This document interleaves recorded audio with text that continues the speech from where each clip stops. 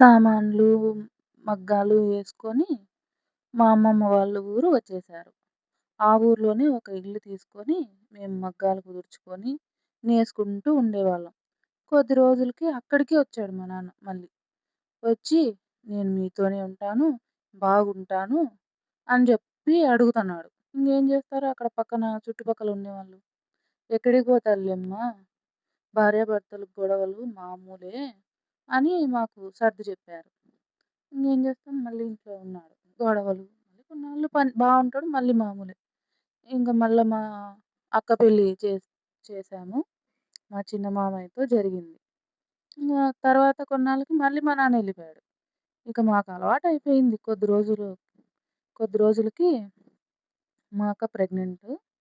సీమంతం జేసి, కాన్పు ఇంక దగ్గర పడేటప్పుడు మేము మళ్ళా వేరే ఊరు మారినాం. అక్కడ మగ్గాలోళ్ళు "మీరు మగ్గాల తరంగా ఈడ, మీరు వేరే జేరండి." సరేలే అని చే ఇంక చేరినాము. అప్పుడే మా ఆయన వాళ్ళ సంబంధం వచ్చింది నాకు. వచ్చి మా ఆయన వాళ్ళ నాన్నొచ్చాడు మాట్లాడడానికి. మా అమ్మ అనుకోని ఇప్పుడే మేము పెళ్లి చేయలేమన్నా. మేమింగా సామాన్లు చేసుకొని ఈ ఈ ఊరొచ్చినాము. ఇప్పుడే మారినాము.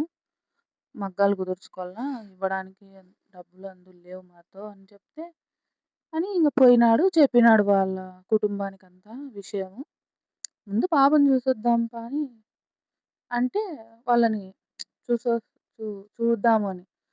అని చెప్తే మనం చూడాలి గదా! ఫస్ట్ పెళ్ళికూతురోళ్ళు. వాళ్ళేమన్నారు, "మీరు ఒకసారి చూసొస్తురండి."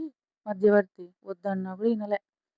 "మీరు వాళ్ళని చూసొస్తురండి, తర్వాత చెప్దురు" అంటే, మా యమ్మను, మా పెద్ద మామ లల్లిని తోలుకొని, అంటే మా చెల్లెలు లల్లి అంటే, తోలుకొని వచ్చినారు వాళ్ళ ఊరికి. మా ఆయన వాళ్ళ ఊరికి.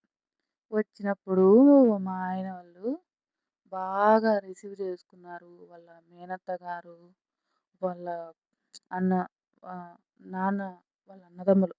మా ఆయన వాళ్ళ నాన్న అన్నదమ్ములు చాలా పెద్ద కుటుంబం అన్నమాట. ఆ కుటుంబాన్ని చూసాకే మా అమ్మ ఐసయిపోయింది. ఎంత కుటుంబం అంటే మేమెప్పుడు గొడవలు అవి ఇవి ఉంటాయి గదా! మాకు చూస్తా ఉంటాం గదా! వీళ్ళ కుటుంబాన్ని చూసాలకి ఇంత పెద్ద కుటుంబానికి ఇస్తే బావుంటుంది గదా! అని మా అమ్మ ఆలోచన జేసి, సరే మాకు నచ్చింది.